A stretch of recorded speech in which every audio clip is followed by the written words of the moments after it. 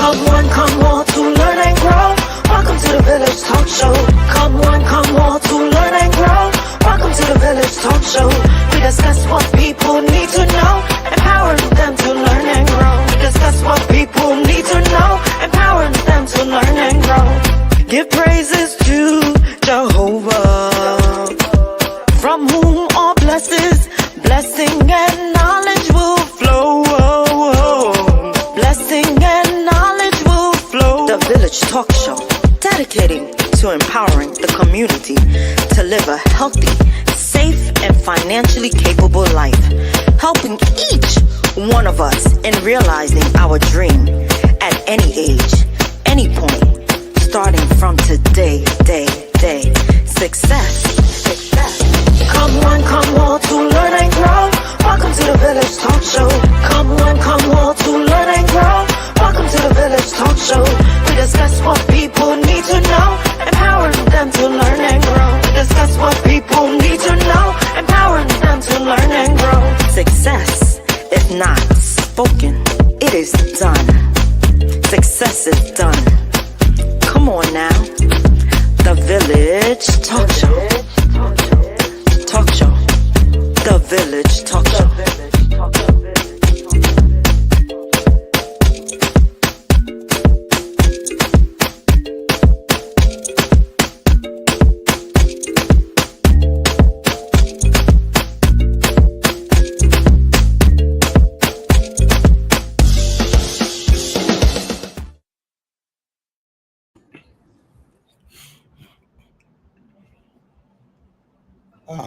Hey Andre, how are things going? Good evening. I'm doing great. You're low. Hello, how we doing, John? We're doing Roderick. I'm not doing a very good job. What's up? So, welcome to the I'm Village very Radio excited Talk to be here, Show. Another week. Hey, can you hear me? Yeah, hearing you now. Yeah, but I can't hear you guys, so I gotta take this stupid headset off, which I didn't want to do. I'm bothering my roommate, but this is what's going to happen. So, ladies and gentlemen, thank you so much for watching, viewing, and participating in the Village Radio Talk Show. My name is Roger Daly. I am your host.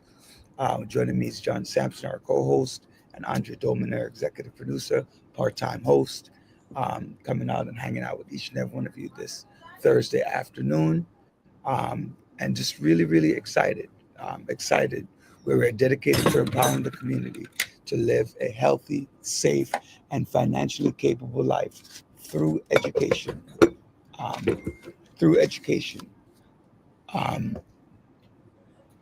Where success is not just spoken, it is done. So what are you doing to be successful? Andre, let's start with you. What's going on? How are you doing? Been great, bruh. Really just blessing, just being thankful. Just continuous growth. And really just thriving the best I can. Hey, John, before I ask you what's up, did you see when Andre just been back there, how to change his bling bling off his chest? Did you see that? Oh gosh. Hey, John, how's everything? Well, the soul is everything, so. Yeah, man, I'm here at the open school night. So y'all got to excuse me for a few minutes. I'll be back. I'm in between classes. What are you teaching now or something that you have open school night? Is teaching? No, I'm not teaching. My, daughter's, open school night. So I got to go from class to class, see my daughter's teachers. You ain't got no young kids. All right, I'll call y'all when I'm out of one class and going into another. All right, cool. I appreciate that. So, Andre, there's so much going on in the media, so much going on in the world. My trip to Japan, I want to talk about that. I want to spend a few minutes talking about that for a little bit. Talk about that. Is that related to the video you sent? Yeah, that was kind of like one of the places I went. So if you want to throw that out, it's hard to hear though. But if you want to throw it out there, you could put it up. Excuse me. I had the opportunity to meet like a fan, Noah Lyles. So that was kind of cool. And Noah Lyles is greatest American runner since Carl Lewis. So how did the Jamaicans? How did we do in the Well, Olympics? I mean, well, yeah, Jamaicans were a disappointment in many areas. mm, Many areas. The biggest one was dropping the baton. wait, I didn't even see that right there. What event was that?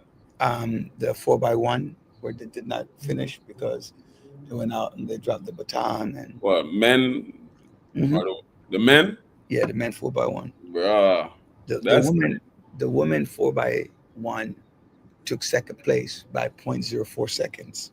I know the coach. I know the coach pissed. I know. And what happened was between the third and the anchor.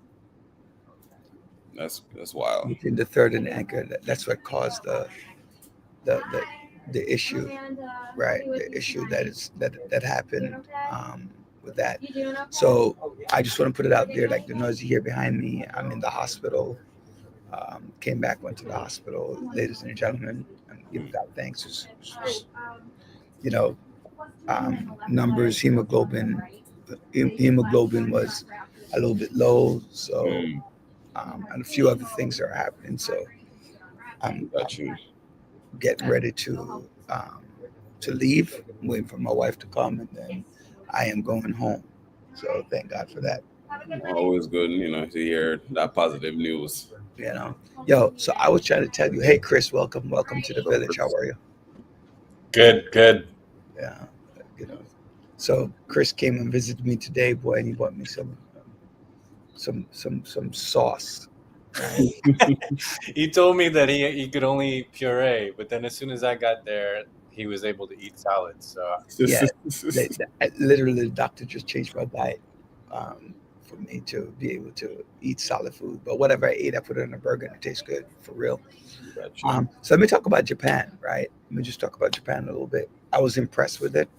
I was impressed and not impressed, right? So what was I impressed with? Mhm. In Japan, it is. I was having a conversation with my chair of sanitation a few weeks back, and we were going at it on the phone. And I was actually having the same type of conversation with Uncle Trevor, right? Similar, not the same, but similar conversation. And wherein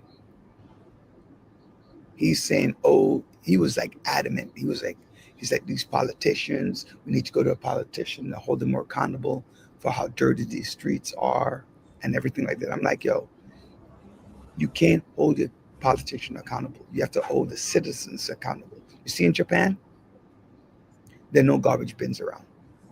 It's limited, like maybe one every 5 train stops, or in a major train stop, you might see a garbage bin. There are no garbage bins on the street, nothing.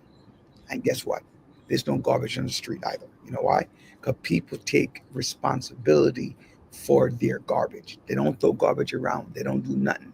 I might have sent you a couple of pictures. If not, I think I have a couple just to show. It's like you don't see no police. You don't. I mean, you see them, but you see them so sporadically. You don't see garbage on the floor. People, nobody's jumping the turnstile. No, you don't see homeless. You don't see people laying down on the street. You don't see, you know. I was there for, I don't remember how many days, but I was there until the 21st, and I left on the 11th. I was there for 11 days. I didn't hear one horn blow. Like people 11 days. Right? I didn't hear one horn blow for 11 days. Right?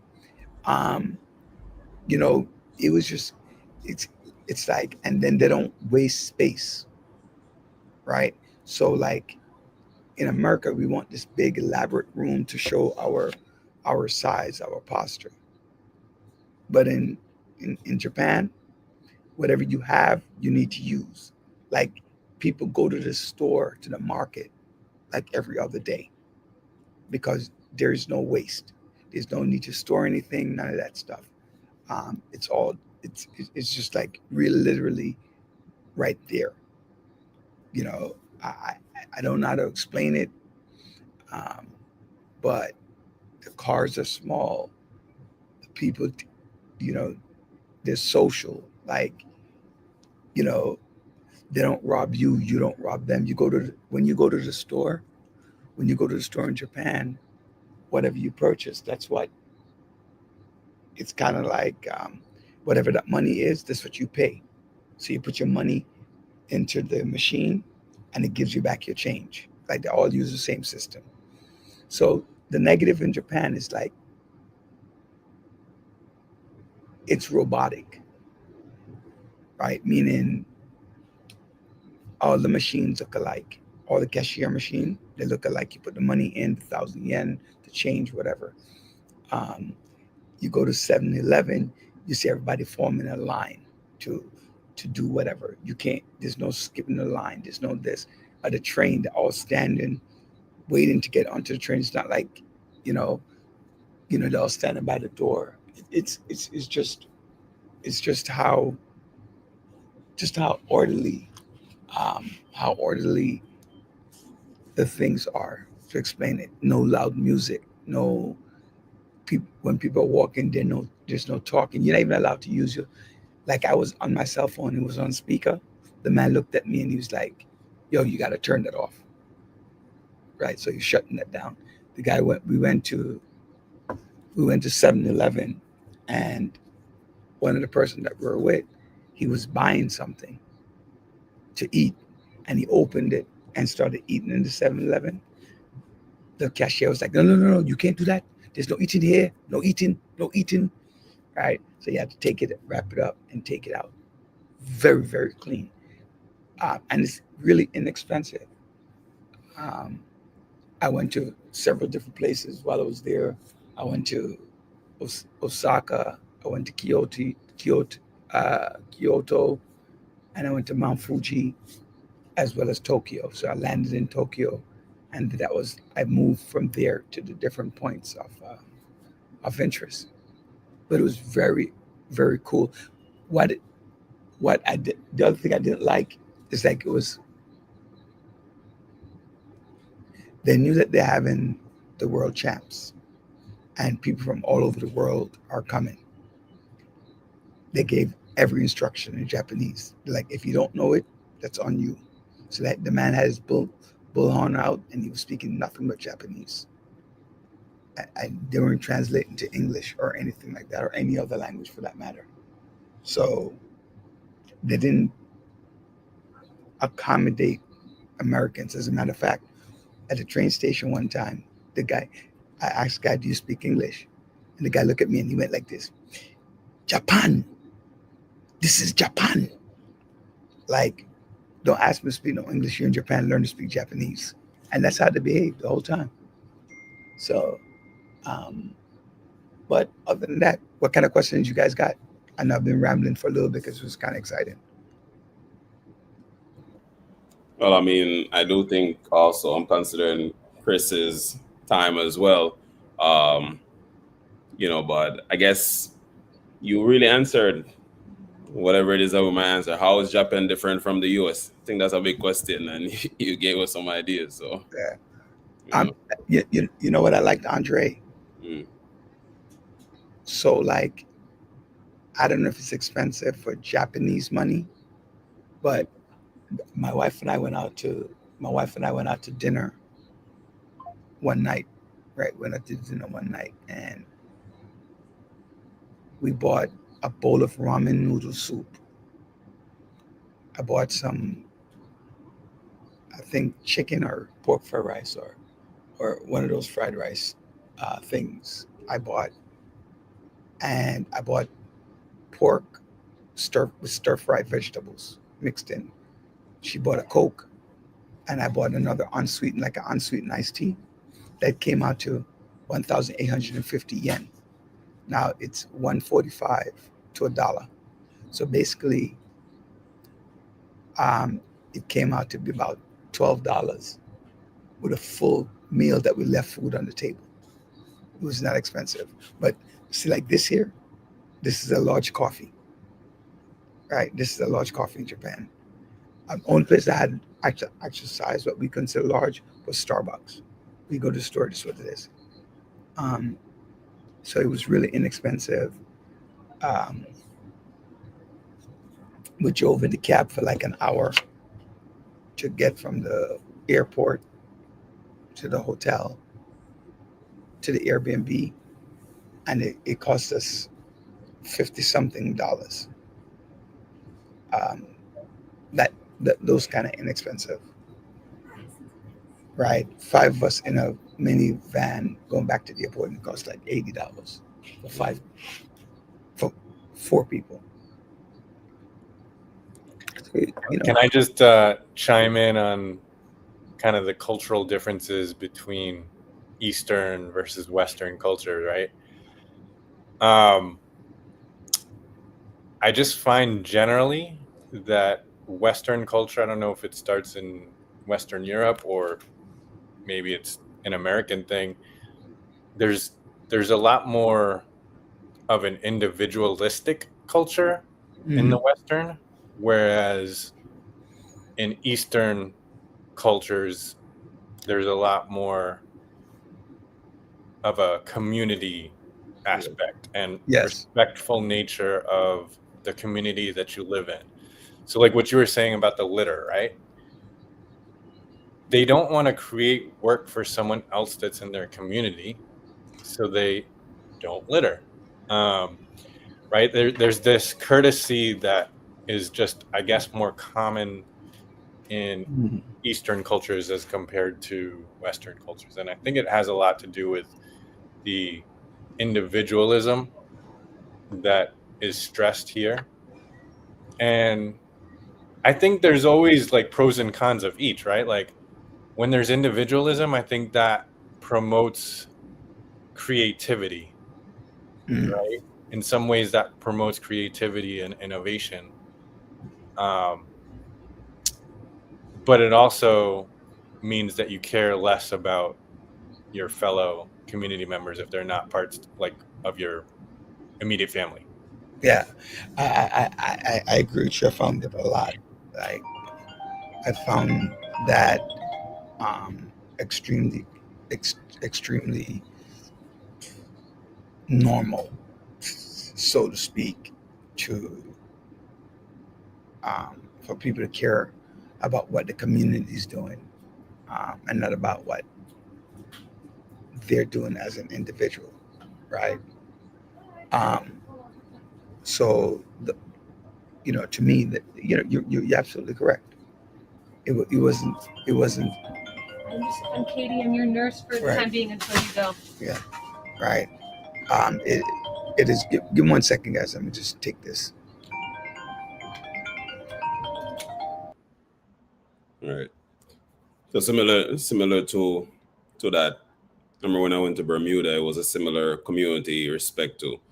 Like I was walking and there was trash somewhere on the street, and this guy just walks in front and he just takes it up. He's trying to like lead me to somewhere and all that. And he just takes it up. And I was like, the community aspect is definitely felt when you travel. This is why it's so important to travel. You see something different from where you live. So that's definitely valuable and everything. I remember you had said that you also have the time itself. I definitely want to make sure that I'll be mindful of that because you have maybe 20 minutes. Yeah, I have to drop off at around 8:15. Okay. Right. So let's get the financial conversation going. Last time we left off, you were talking about stocks and different kind of stocks and how people can begin the process of investment. And ladies and gentlemen, we're talking to Chris Liu, CFA, we're gonna work out with helping the village to create wealth. Right. We're looking at different aspects of building wealth, and so he's here, and we're gonna do these series and different type of series, not just this series, but this is just one of the series that we're gonna do. We'll come on to discuss financial pieces. We'll talk about different topics like he was on last week as well.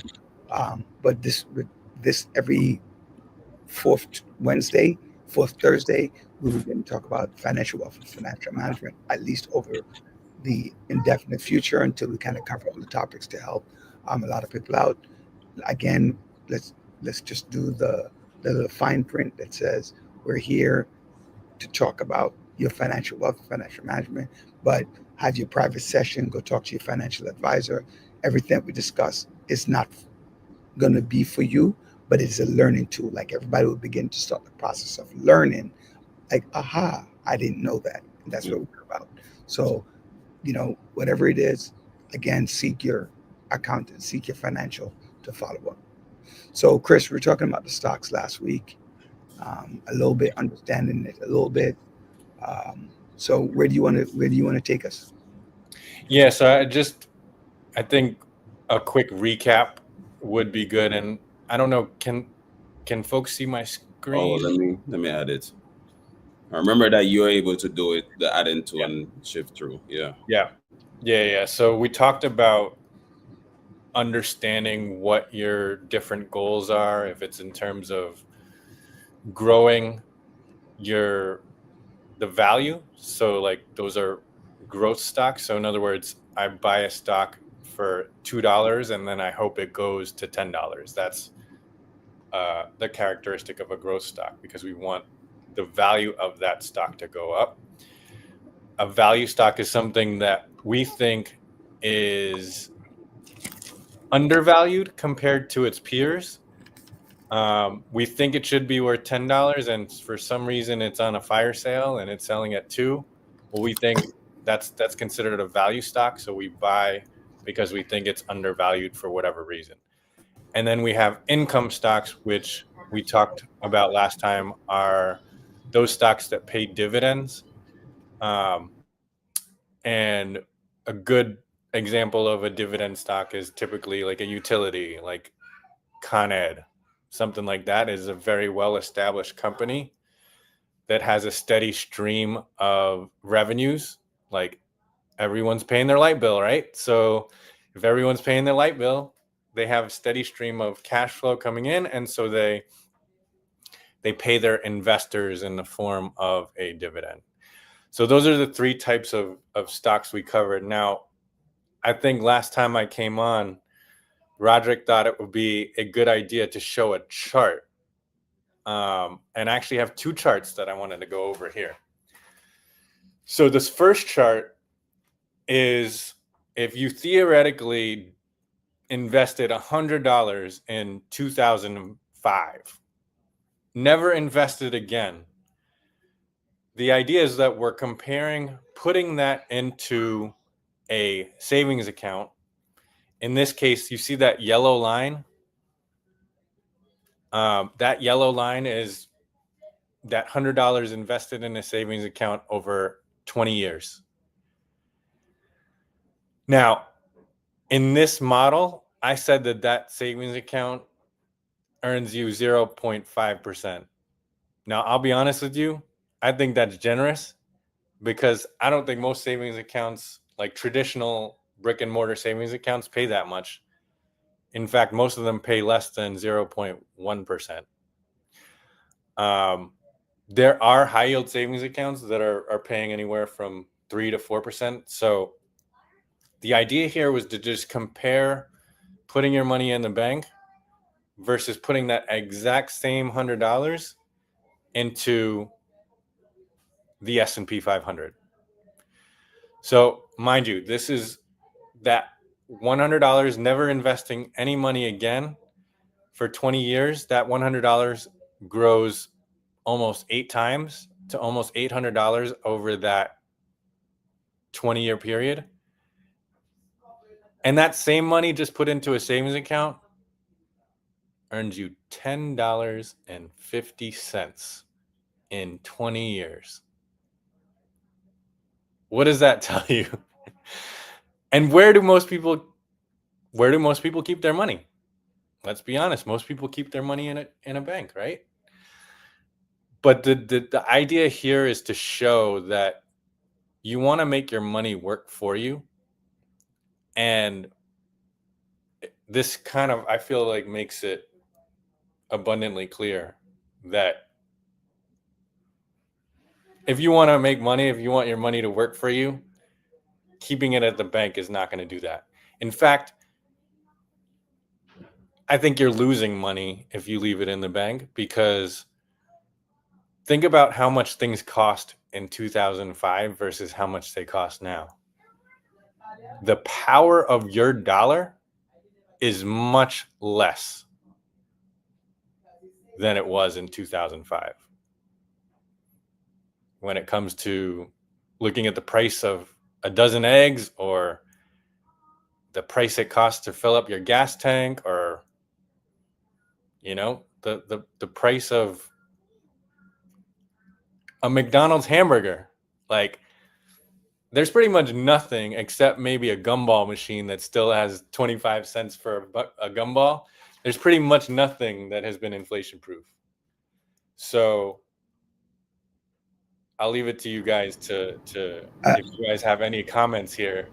I was just thinking, like, when you say that a lollipop in 2005 was like 10 cents, that same lollipop right now is 25 cents.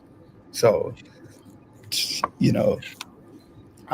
used to have the 25-cent juice back in the days. Now it has gone up more than 100% over a short period of time. Compared to passbook savings. So that's another example. I think even with inflation, for some people, they look at inflation as this one time. Oh wait, Project, you're muted. Oh, I guess. All right. So I think even sometimes with people, when understand inflation, it's not necessarily clear. But inflation is just how fast or slow prices will increase. So if it's a high percentage, it's going to increase fast. Low percentage of things will increase slower, but things are going to increase in price over time. So, when people going crazy over inflation, it's just because it's so high. Like, your food prices increase so quickly, and it has to just increase slow. But the question here is like, does a high yield savings accounts move with interest rates, or do they stay the same throughout years? How would you explain that to people? Yeah, so high yield savings accounts are variable rates, so they will adjust.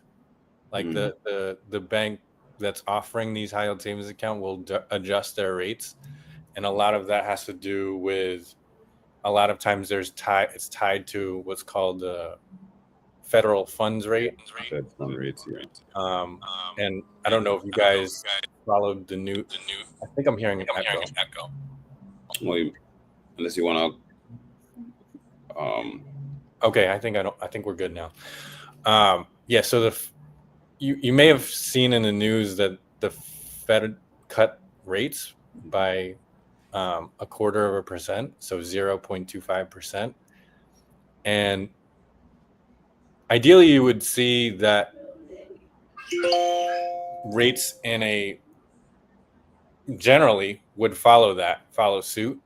But ironically, what happened with mortgage rates is that they went up, even though the Fed cut interest rates. So that's a little strange. But why is it like? Why did it go up, or why might it be strange?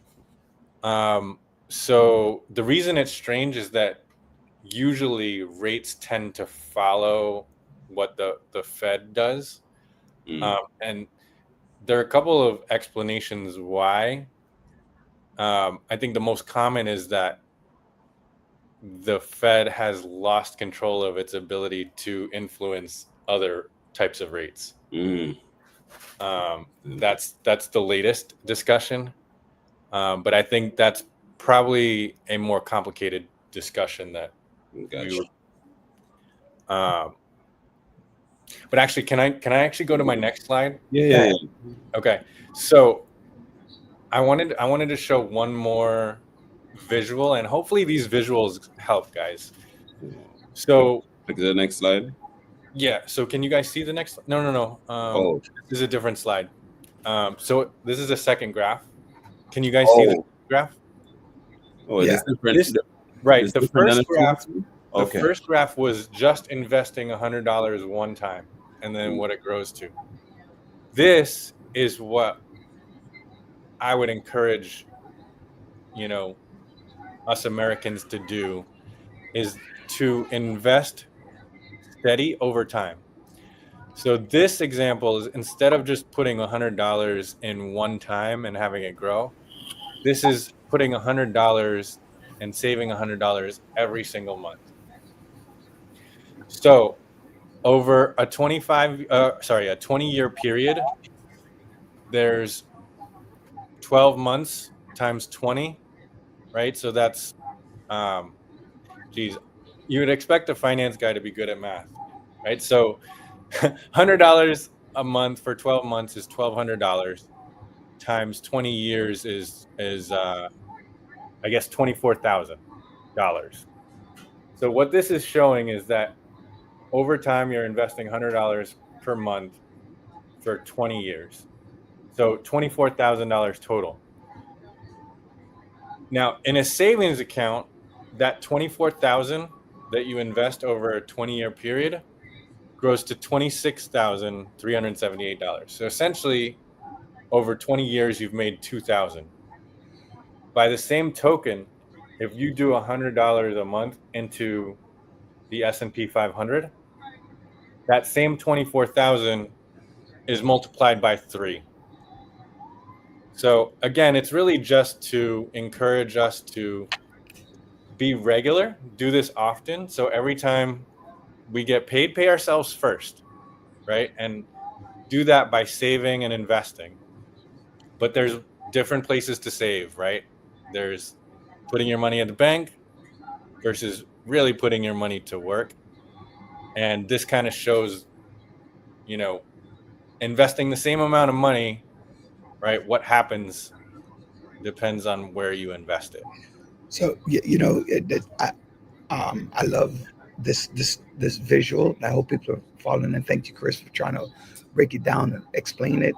If you take, basically, if you make $52,000 a year, right? So that means you get $1,000 a week, and you invest $100 a week. This number, this 75,000, will bring you. I don't know if you could use the equation to show a graph over that 20. So let's say the retirement year is 25 years, right? So let's say for 25 or 30 years. And if you, I don't know if you could quickly create a map that shows if you just do $100 per pay period from the time you start working until you retire 25 years later. Can you pull that up? Is that quick and fast, or you have to work it out? Unfortunately, it's not super quick, although I've got to figure out a way to do that quickly because I like to be able to do that type of stuff on the fly. No, you know why I'm saying that is because people need to understand, like, just a measly $100 every pay period and 25, 30 years of work. Like, if your retirement age is 25, like, or 20 years, like a cop, this is what you're getting at just $100 a month, which is $25 a week. Right. So, like, I would say probably just multiply this by 4, right? And right. I don't think it wouldn't work out to be the same because remember, it's a percentage gain and loss. So as time goes by, that percentage significantly increases because you're going to have more money in the bank, right, than you would with 100. So like that base would be around quadruple the amount that you have as the baseline. So that would be roughly, if I'm doing math, like that's $92,000 that you would have invested of your own money, and this would probably be closer to $400,000 if that's all you're investing over. So now you imagine, like, you're 67 years old with $400,000 sitting in the bank to be able to help your grandchildren go to school, give a down payment in a house, and basically paying yourself, right? You add that to your Social Security, you add that to your pension in many cases, and you're living a very good life in your elder years, right? and it's that guaranteed over a lifetime. Yeah, right. And if there's a way to automate it so that you're not even thinking about it, then you should probably do it that way. And then when you pay yourself first and you learn to live with what's left over, you'll make some adjustments based on your needs and wants, right? Maybe we're indulging in too many wants. And then I know a lot of people who go get a Starbucks coffee every day. That's, you're talking about $5, let's say $5 a day, 5 days a week. That's 25 a week, 25 times 4. That's $100 a month on Starbucks. Is that a need or is that a want? You know, when I started investing a little bit more, I placed a coffee machine in my office, right? Cut that cost for coffee down to 1/3, right? Because I might spend $20 a month on a big thing of coffee, right? And that coffee can be split up between the people who drink coffee in my office, right? So every month, one person actually they purchase that big canister of coffee, and or every 3 weeks, right? So when you think about it, if 5 people are drinking coffee in your office, and once every 5 months you're spending $20 for a pot of coffee, right? Versus what you're saying every day, right? Yeah, you get a fridge, you carry lunch to work, right? You cut down how much money you're spending on lunch. Like, I'm not saying don't indulge once in a while, but you take a time to reinvest in yourself, right? Making things work for you. Yeah, I mean, a lot of times I sit down with clients, and one of the first things we do is we take a look at their budget. Like, the foundation of any plan that you put together is the cash flow coming in, what's coming in versus what's going out, how much is left over at the end of each month. And a lot of times I sit down with clients and there's hundreds of dollars each month, sometimes each week, spent on Uber Eats or Grubhub or like all these food ordering services. And there definitely wants. There are ways to be more disciplined about that stuff. And Roderick, I think what you said is important, that you're not saying never to splurge. Of course, every once in a while, it's nice to be able to treat yourself. But does it have to be 20 times a month? So yeah, like just a little bit more discipline goes a long way. And I saw one of the comments in the chat, people have to understand the power of compounding. Totally agree. People do have to understand the power of compounding interest.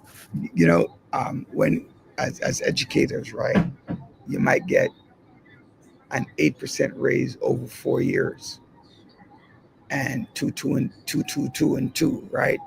But when you look at your raise, is actually more than 10, sometimes even 11% raise over 4 years, because it's not just the two. It's it's 2%. So let's say you get 20, right? Let's say just a small number, 2%. First year you get $2,000, right? 2% is well. Right. So if you're making 100K and then you get a 2%, right, you get 100, right? It's $2,000, and then but the following year that 2% is not $2,000 anymore, right? It's 2% of 1,000, 102,000, right? So now that becomes 2,200, and so forth and so forth.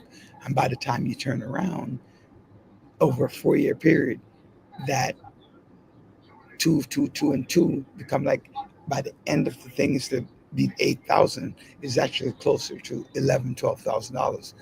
I didn't do the math. I'm just throwing a number out there. But if you do the math, it's, I think 100, 2,200, 100, 4,000, 100 and something or 200 and something, and you keep doing the math, right? And that's what it means to compound, right? So it's not a fixed amount that you are increasing or decreasing your monies. It's actually compounded every day, every month to increase your wealth. So people need to understand that, right? What is your recommendation? What is your recommendation? Would you say um, of your? Let's talk about your paycheck. What would be your recommendation of your paycheck that you want to throw out there? Well, it depends how quickly you want to retire. Generally, I recommend just putting away 10% of every paycheck. But if you want to compress time, I've seen some clients do as much as 20 to 30, and one really aggressive client wanted to save 50% of every paycheck. Wow, that's So, but 10% is a general rule. 50% is aggressive and requires a lot of discipline and stripping out a lot of wants. yeah. That sounds like starvation. 50%. So there's something called a tax deferred annuity, and the tax annuity. So um, I personally prefer the tax deferred annuity because you still have to pay taxes which are paid on the back end, right? As opposed to paying it on the front end where all the money is yours. I think it's a choice, right? But what are your thoughts on these types of savings? So most important to me is just to save, whether it's on the paying taxes on the front end or the back end. I think the most important thing is just to start saving. Now, there are debates. I know you said, Roderick, you prefer paying it on the back end. I think really it depends on where you think taxes will be by the time you retire. The problem that I see, and most of the clients I speak to, they think that taxes are going to be higher in the future. Now, there is the argument, well, your income is going to be less when it's time to retire. Well, yes and no, right? Most people say, well, if you own a home, you probably paid off your mortgage. You probably don't have a car note anymore. But a couple of things I will say, if you want to live a very similar lifestyle, then you're going to have to take out that money from your deferred tax account, whether it's a 401k, 403b, 357, whatever it is. You're going to have to take, if you want to maintain your lifestyle as it was before you retired, you're going to still have to spend a lot of money. And in many ways, maybe your income is not less, because now all of that is taxed as income. When you start to withdraw those funds from the tax deferred accounts, they're taxed as income. And this is actually why a lot of folks will, when they retire, they'll move down to Florida or they'll move down to Texas or Tennessee, because those are states where there is no state income tax, right? So you're not going to get away from the IRS in your tax deferred accounts because the IRS hasn't collected their fair share of the money that you've earned. But go ahead. That Stickle brought up an interesting point. The gamble is that the money gained from the additional funds interest will offset the taxes due on the back end. Thoughts? The money gained from... So in other words, he's saying that you're paying taxes on the back end, right? But in the meantime, you're gaining a lot of money that would help to pay off those taxes that you're gonna get charged with later. So here's the thing. if you pay it on the front end, at least you know what those taxes are. We don't know what the tax rates will be, and like I was saying, many of my clients view that the tax rates are going to be higher because we keep fighting wars here in the U.S. I don't think we're gonna. Well, I don't know. Maybe we stop doing things like Social Security, but the issue is we don't know where taxes will be. So it's really hard to say. But most people think that taxes will be higher. And if you look at our income tax rates historically, we're at historical lows right now. Mm-hmm. The highest tax rate, I believe, was in the 90%. Can you imagine for every dollar you make, only keeping 10%? Wow. 10 cents on the dollar. And that was in, I think, the 1940s, I want to say. Right. So we are at historical lows right now, but you don't know where they're going to be in the future. So there is a gamble. I get what you're saying about the gamble and the money gain and using the money gain to pay the taxes, but you're actually paying taxes on it as if it were income. Whatever you withdraw is considered income, and so whatever your income tax rate is, whatever tax bracket you're in, is what you'll be taxed. So you could be in the 20%, you could be in the 30%, you could be in the 40% tax bracket. If I take out $10,000, if I withdraw $10,000 from my 401k or my tax deferred account, then, and I'm in the 40% tax bracket, that means then I'm only keeping 6,000 of that 10,000, because 4,000 of that will go to paying my IRS, my federal income taxes, and if I'm in a state that has state income tax, which are most of the states in the U.S. have state income tax, that could be as much as like 10%. Mm. So we don't, and that's based on what today's tax rates are. We don't know what the tax brackets will look like 20 years from now. And does it also come down to sometimes what you can also write off, right? What you can also write off in terms of when you're filing your taxes at the end of the year, including your donation and stuff to that effect. Correct. Your tax bracket. Right. So if you make charitable donations, that can be written off. If you decide to run a business, then there can be some business expenses. Like sometimes when you retire, the whole idea of retiring is that you work if you choose to. You don't want to be put in a position where you forced to go back to work because you don't have enough retirement savings. And sometimes we see that. We see, people that should be retirement age are working in Walmart. And that's probably not because they chose to. That's probably because they were forced to. One of my biggest fears, and Andre, you can feel free to chime in, is like when you want to retire, you're eligible to retire, you have to go back to work and make money, right? I'm not talking about a person like me who was retired earlier than life brought on, but I'm talking about like for a normal person who worked all their lives and they can't stop working because they didn't create a great financial plan. Let me just say one last thing before I hop off. If you pay the taxes up front, like in a Roth, there is no required distribution. You can never withdraw funds from that, and then you can transfer it to your heirs.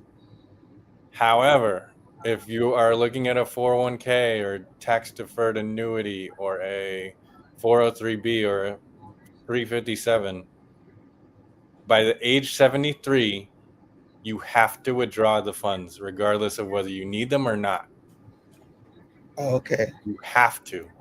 And that's because the government has never collected their fair share of that money. So, and they usually assume that you're going to live 10 years after that. So you have to deplete that tax deferred account over a 10-year period. Wow. So if let's say that money has grown to 100,000. No win in America. That means that each year you have to withdraw at least $10,000 because you have to deplete that so that Wow. the IRS can collect. So that's another key difference. If I grow that Roth account to 100,000, that's mine, and I don't have to withdraw the funds ever. Yeah. Okay. That's an interesting concept. I didn't know that actually. That you had to withdraw your money by, or you have to deplete the account by 17. Or okay, so it's not necessarily deplete, but move, right? Would it be about moving it Right. You have to withdraw the funds from that account, from that whether account, but you can whether place it it goes someplace into else? your checking account or wherever it goes. It just has to come out of that savings vehicle. So Then I see a question. You get taxed on everything, the whole thing. The question from Stickle Drone. Whatever you withdraw gets taxed as income, as ordinary income. All right, guys. I'm so sorry. I okay, I appreciate that. We had you over there for about 10 minutes longer than All right. Thank you so much, guys. And we'll see you in a couple of weeks. Yep. We'll have some more conversation. We're talking to Christopher Liu, CFA, talking about managing your wealth, managing your money, and helping. So again, this series is about helping each one of us to gain a better understanding of how to make your money work for you. So, Chris, this is awesome. Andre, I'm going to leave you for a couple of minutes with Dr. Bryant. I'll meet you back in the car in a couple of minutes. I just got discharged, so I just want to make sure that things are okay. Actually, but give me a couple of seconds. Dr. Bryant, just take it away while we talk for a little bit. All right. So for Stickler, the 401k is like a Roth. You don't get taxed on the money you made already, but when you put it in, wait, I'm echoing. Guess when you put the money in, now that the gains you make on it, you don't get taxed on that. There's already the money you put in already is already taxed. So you just continue making those gains. When you withdraw 59 and a half years old, that's the time that you want to withdraw itself. But if you do before that, there's penalties, and the taxes and all that stuff. So, how are you doing, Dr. Bryant? I'm well. And you? I'm good, man. I feel like I ain't here in a minute, man. I was like, what? You're so silly. What do you think about all of that just now that Chris really highlights? This is good information, especially for if we can get our young folks, teenagers, to get involved. Parents, you might want to be example to say, hey, every time I get paid, I'm going to put a $25 or $100 here in the bank for you so that it could grow over time. Yeah. So that you're showing them what to do. And one of the things that one of the website I go to, investment calculator. So if you want to know even how your returns might be, your starting amounts, how much percentage compounding that you would want to look for, then you're able to use an investment calculator. You just type investment calculator in Google and you see the first link. Calculator. Right. I just put that in the comments. You just type that link in and you can really just type in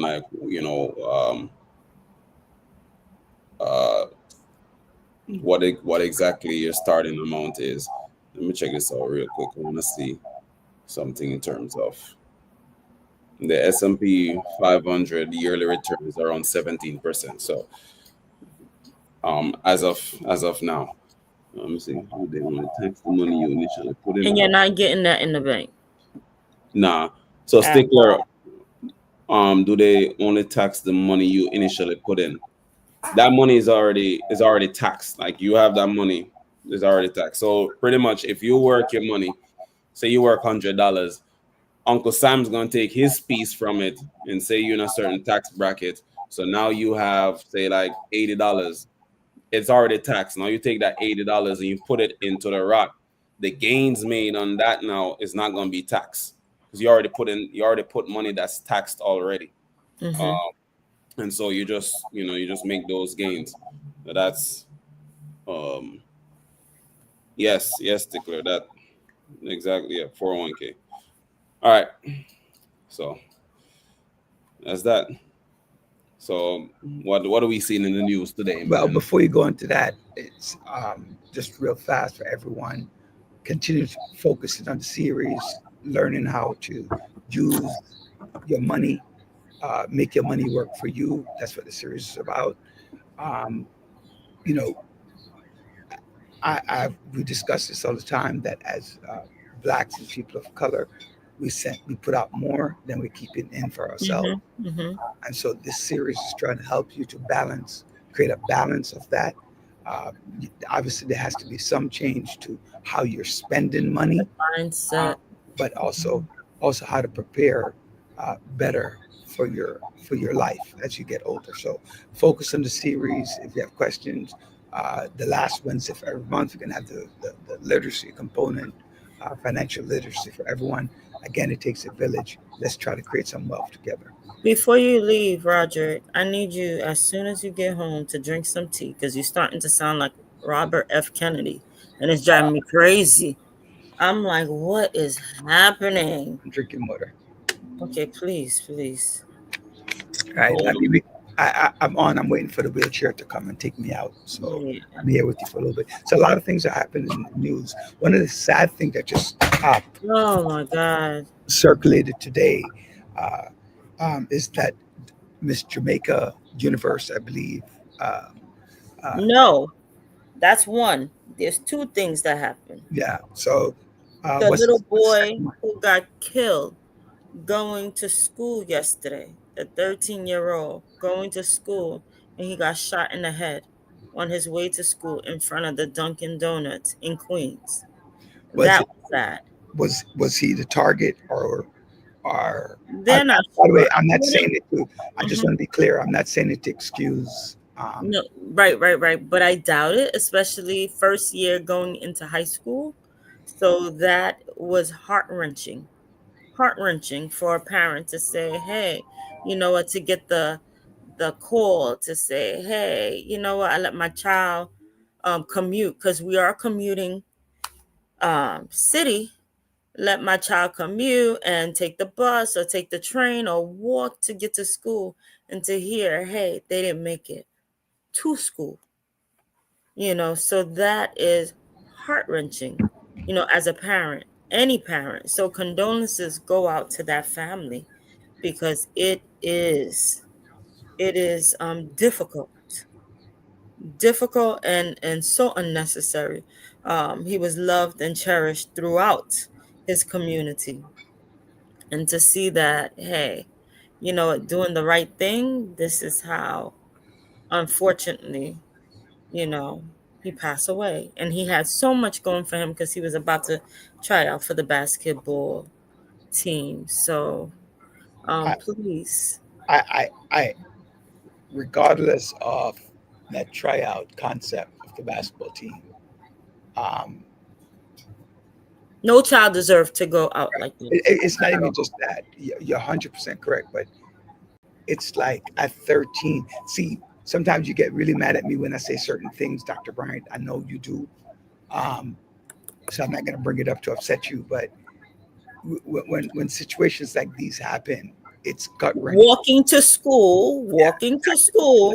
Like it's just gut wrenching to see how we lose just like innocent lives. Like at 13, even if the kid was what we quote unquote misbehave or misguided, at 13, we could the school, the community could have invested financially, um, or emotionally or physically to help to bring that boy under the right path, because we see that more times um, than not. So at 13 to lose out on life, the full 100 is just Mhm. crazy. Sanjay Samuel, is his name. So I Yeah. wanted to make clear condolences to the family because Sanjay didn't deserve to go out. Period. To get Right. murdered. Mm-mm. Right. The other thing, we talk about the young lady committing suicide, right? The and you saw the video um, going around where she talked about um, mental health, right? Where she was actually talking about um, how all these thoughts came to her mind about and ending her life, right? Uh, it's tragic, right? We talk about mental health and we bring people on. We have brought people on a few times to talk about mental health and how debilitating it is. And I'm like, I was telling somebody how I'm like somewhat depressed and I want to do the circle. And I'm like, you know what? It's so important. Um, like it, it, it, it's real, right? Like when you look at depression is about not seeing a way out, right? I mean, suicide is dying by suicide is not seeing a way out, which is not good, not fair to anyone, especially when they're crying out, you know. And we always talk about this too, Dr. Bryant and Andre. Oh, nothing wrong with him, nothing wrong with her, right? It's just a phase. No, if somebody have suicidal ideation, you best believe that they're asking and seeking help. So, um, to me, uh, it's highly problematic, and I feel bad for this family who now has to live with this young lady at such a young age. Um, so the other thing, a couple of things in the news that have happened. Um, one, What are you doing, Roderick? it seems that um, Mamdani is poised to win um, the mayoral election coming up. Uh,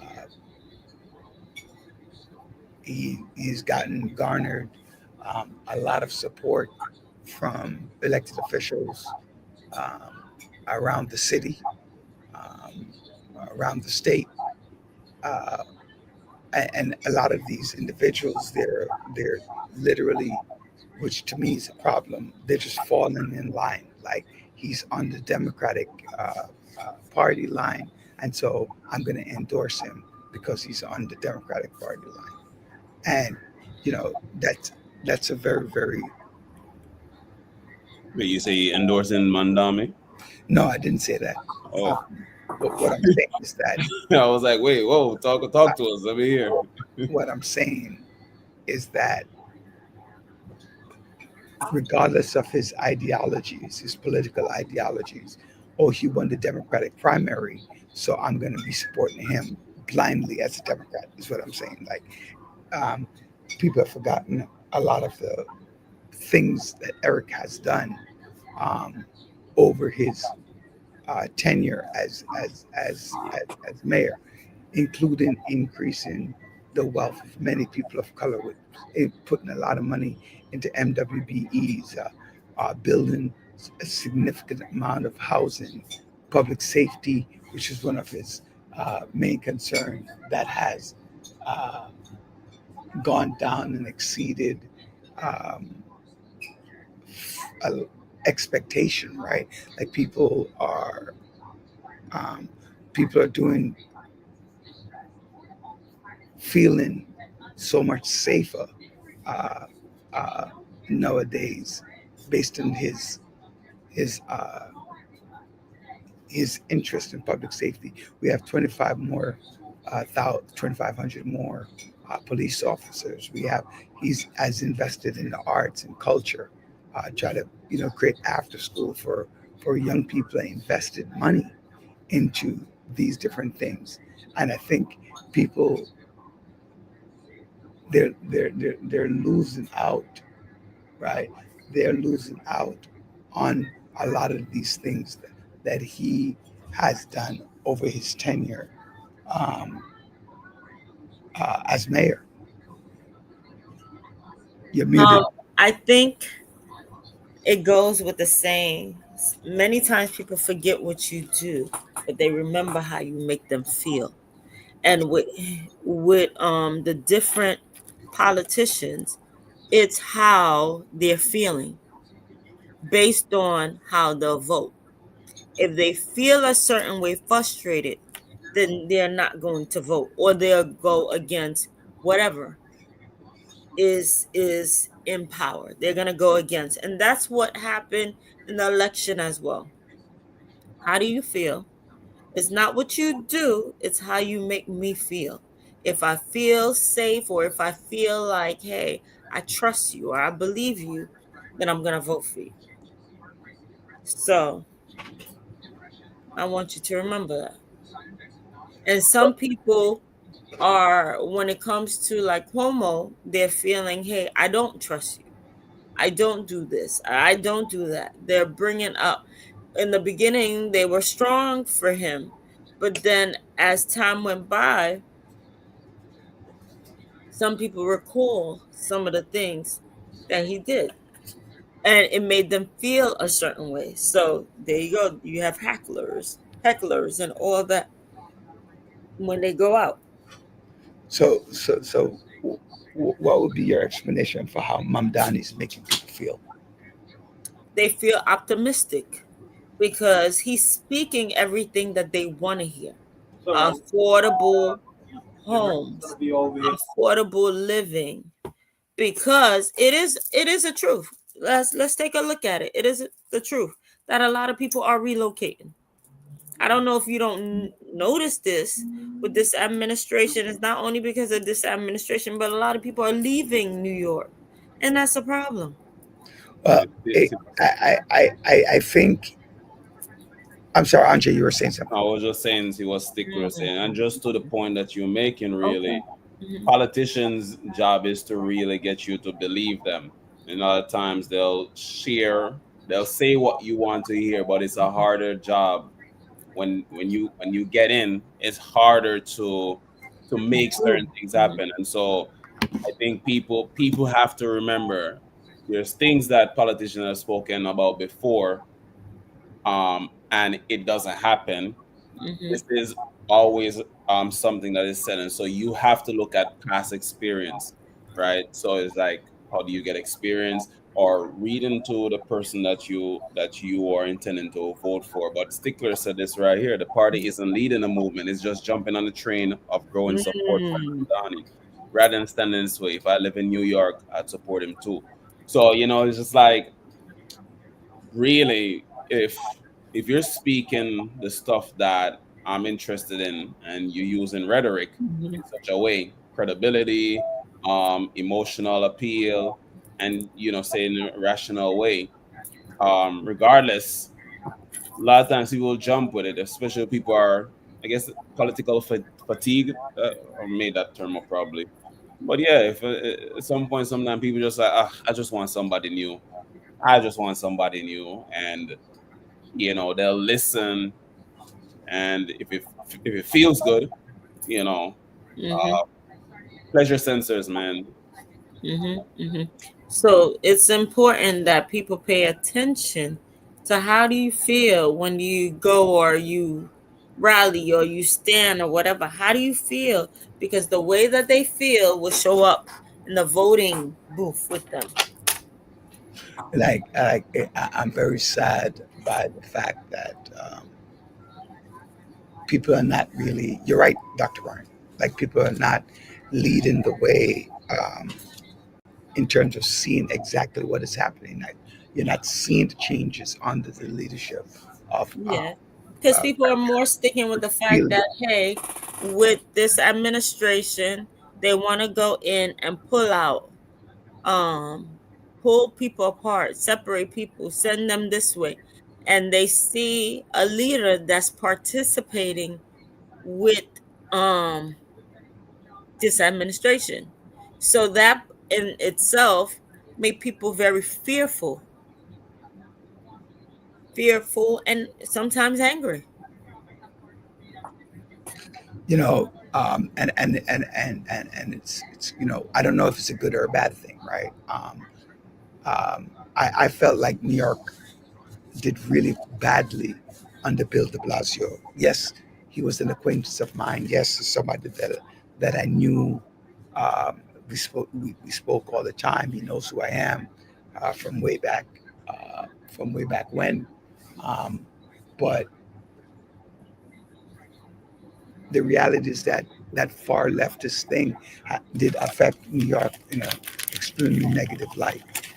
Want to bring up I was watching C-SPAN uh,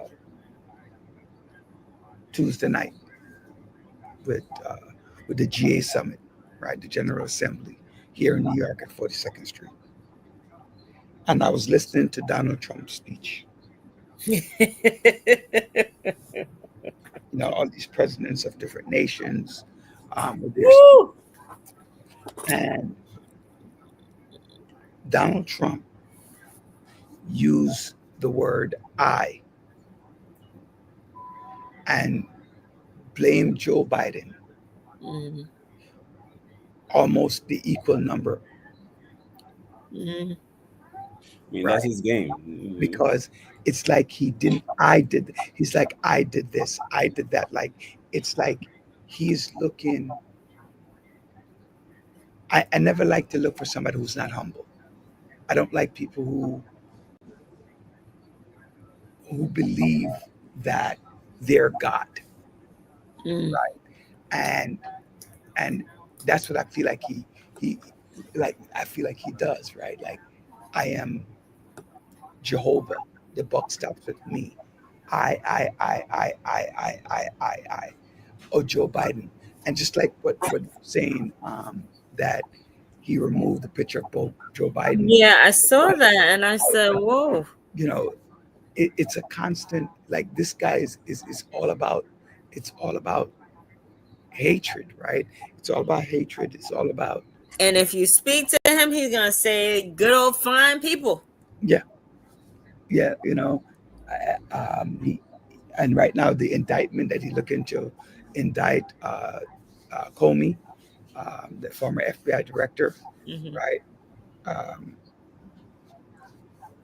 right. I think they had 2 counts against him. They found him guilty. 2 counts. They pressed 2 counts against him Mhm. this evening. Yeah. So it's sad. He is a vengeful, and I think that's why people fear him, right? People fear him and Because that's it's why he's revenge and successful everything. because, right, they they they are deeply, profoundly afraid of reprisal. Hey, people, please hit the like button, hit the subscribe button on The Village. Don't just watch. Please just hit the like button. Let's bring up those likes so that we can start moving up. So just hit that button and like The Village Radio Talk Show. Welcome, everyone. Welcome, all the villagers, and thank you so much. Oh, happy birthday to all of the people. My brother Devin is celebrating his birthday. We didn't get a chance to shout out Sophia and her birthday Yes, while you were not there. So yes. we want to give a public shout out to our amazing producer, Sophia. Sophia, you rock. You are the bomb diggity. You are all of that and then some. So thank you for all you do. And also tomorrow is Oral's birthday. So I also want to wish him a happy birthday, as well as a couple of deaths as Tracy well. Bell said Tracy, happy birthday to her grandson yes, and her son. and her son. I Okay, believe her okay. son as well. Well, happy birthday. Happy birthday. And also, Tracy, my condolences go out to you as well. And the loss of your brother. Oh, wow. Condolences, my who sis. tragically passed away, I think Monday. of this week. Um, and so our our deepest condolences to all of you. Yes, Um, yes, yes. you know, so You you know what, Roderick? I want to say this. You know what was surprising this week? Donald Trump change on Ukraine. change on Because what? on Ukraine, you know Oh, how he speaks about Putin, Putin, Putin. I think it got him upset that Putin is hanging out with North Korea, his buddy on North Korea, and siding up with India. I think that rubbed him the wrong way. He mm. said he's upset that he attacked them with drones, but I think seeing the three come together as a super PAC is something that he doesn't like. So as I find all of this to be interesting because he says one thing Mm-hmm. and does something else. So I Mm-hmm. don't trust him, right? I honestly don't trust him as as a leader, right? Mm-hmm. Um, and he's in love with Putin. Oh, they have So a they're breaking up, man. I don't know what's happening. I don't know about that. I don't know The about two that. lovers are Because breaking up. Who knows? Putin and Donald Trump are two extremely narcissistic individuals. The fact that he was riding Putin around in his presidential vehicle is Mhm. like, what is wrong with you? Yeah, that's Come what I'm on. saying. You He's you put all precautionary measures down the tube. I mean, that's kind of like my point, right? That that you just can't trust him and trust things that he says or does, right? Because he's always lying, right? Mm-hmm. Um, and he needs that that personal gratification, right? Like he Mm-hmm. wants the war to stop because you want to say, I stopped the war. You know, like, not that he started the war too, but He wants to take credit for everything. I ended the war. I did this. I did Mhm. that. I did this. So very careful. So it's just Oh, Jimmy. Stickle says, "Be careful with that victory lap on Ukraine. Trump may change his position as we speak." I mean, that's what I'm saying too, Stickle. That's exactly what I'm saying. Like, you know, he wants to be a dictator like Vladimir Putin, and Mhm. that's real, right? Um, Jimmy Kimmel uh, is back Oh, on the air. listen, They he try to think get he was harming him, and Mhm. guess what? What you meant for evil turned out to be my good. Yeah, Instead of hurting him, hey, you increase his popularity by more. So, you know, and it's like ABC had to crawl back with their tail between their legs, um, wanting uh, wanting Jimmy Kimmel back because it was a major void um, um, in the show, and to understand they had a 25-minute monologue, right? 25-minute monologue about Donald Trump and what he had done to him is even more incredible. And he's now empowered, right? That, ladies and gentlemen, that is the exemplar of um, empowerment. mhm, So if you never knew what the word empowerment meant, now mhm, you know that Jimmy Kimmel was empowered by the situation that just happened. mhm, So now, if you mhm, never understood what the word meant, now you do, right? mhm. Ladies and gentlemen, again, please hit the like And and love button. and you know what? To be honest with you, if I don't like what you say over the air, am I gonna say stop watching him, stop listening to him? No. You know, that was wrong, completely wrong. Like, hey, you can't say anything about your president. You can't say anything about your vice president. It's kind of, it's not kind of, it's childish. Mm. Because if I don't get my way, it's like you said, it's a revenge mentality. Look at they're going after our, what is her name? I can't remember her name right now. Off um not literally Yeah, so right. And that's exactly what we're talking about. fraud, But since people wasn't doing his dirty work. Guess what? They get rid of him. all right. Yeah. So that's that's that's very, Thank you, very Tracy. The people have spoken to Disney mm, and ABC. If they had no choice but to listen. yeah. And those are the basic facts of of what um what happened. So ABC's you know people start moving away, right? And you can't afford that because you know what? A lot of us talk about money like it's an evil, which it can be. But at the end of the day, everybody works and do things about making money. And Mm-hmm. Mm-hmm. Mm-hmm. Mm-hmm. they were ABC was scared about the fact they were going to lose a lot of contracts, a lot of money. And so they Do got they have a backbone? It feels as though wherever the wind shift, they shift. And mm, that's the problem. makes sense.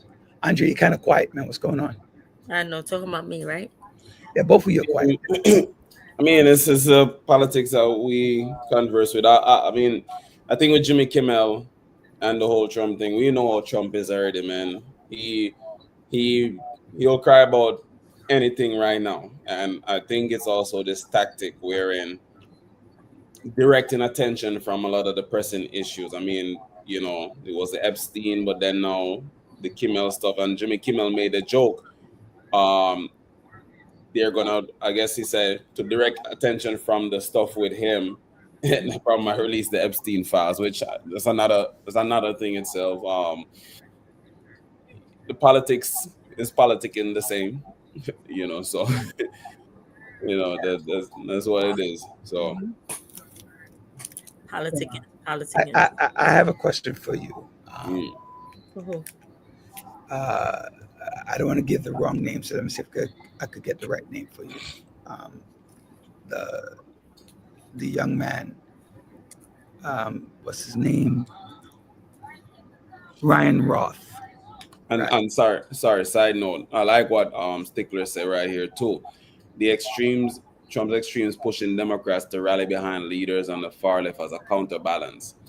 That part really is stand out real because it's like that it's a constant fight between the two parties, and it's just like we gotta make sure that the people see that we're still strong.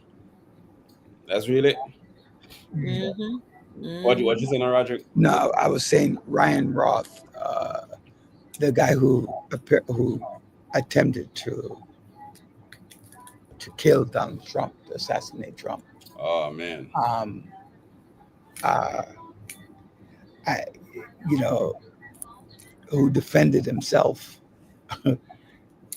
It He definitely, something's wrong. They should have known something was wrong when he was trying to defend himself. Yeah, yeah, and so he he was found guilty, I guess, on 5 counts, um, Did you expect anything less? and then he got grabbed and held He was trying to kill because himself.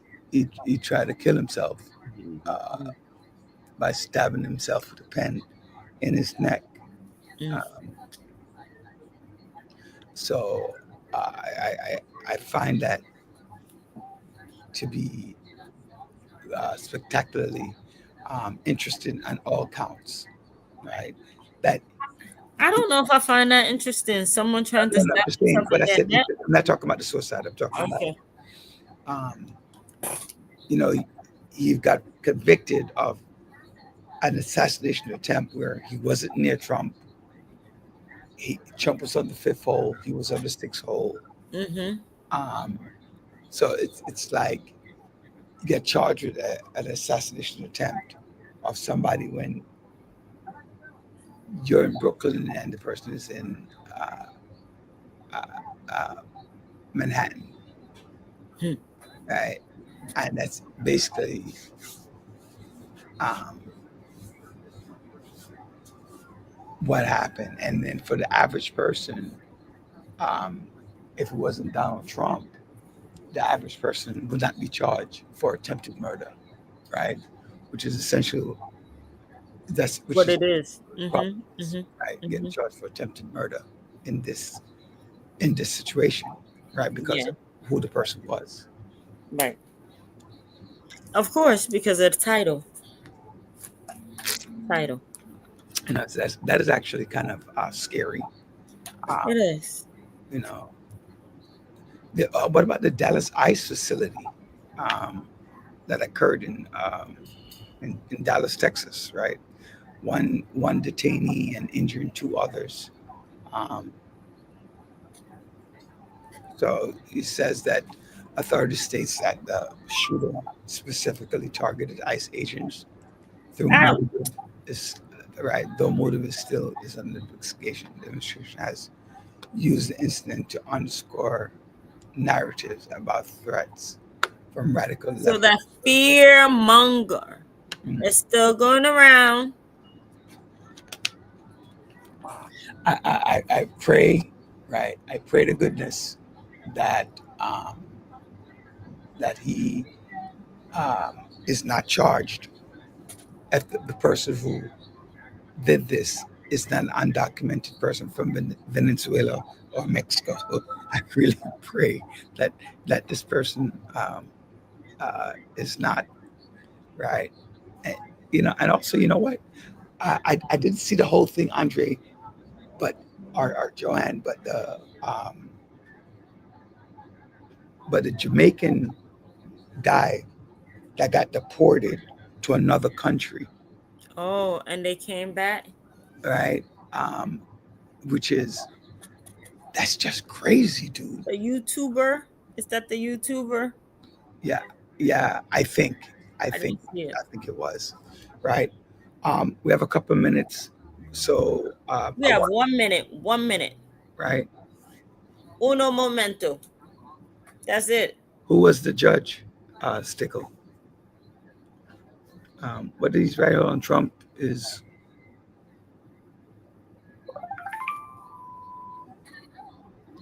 that is true. I agree with that. I'm gonna start I want to say big up to my friend Ralph Jean Baptiste. Yes. Love to Ralph. A lot of love. Recently diagnosed um, with leukemia. To a couple of my other newfound friends who are struggling with cancer, as I am. Um, Look out for my Facebook group. Um, I moved to start a little group on it because many of us are going through a lot of depression with the situation. So big up to all of you, um, and know that you're not alone. Next month is breast cancer awareness month, the breast cancer walk, and so make sure you participate in something. So I just want to highlight, underscore those things for everyone. Mhm. So looking forward, Wow. right? I find a lot of people are reaching out, Dr. Brian. Each day that you're alive is a gift. So thank God for the gift of life. No matter where you are, at home, in the hospital, driving, whatever it is a gift of life. So Uh, appreciate it. And we thank God for it. So, on that tip, please, please, please take care of yourself. Please do what you gotta do. Share love. Reach out to your family and friends and let them know how important they are. Enjoy your weekend. Be safe, and God bless. God bless each and every one. God bless. God bless. Andre, make sure you say hello to your uncle for his birthday. Put something Don't in the know, of chat. Tell him course. what's up. All right. So God bless each and every one of you. Enjoy your evening. Enjoy your night. And thank you for watching, viewing, participating, and sharing the Village Radio Talk Show. I am Roger Daly, your host. Our co-host is Dr. Joan Bryan. Our co-host John was on earlier. Our guest host Christopher Liu, and I'll big up to our executive producer Andre Dolman and our producer Sophia Willisi to make things happen. So God bless each and every one of you. Have a great night.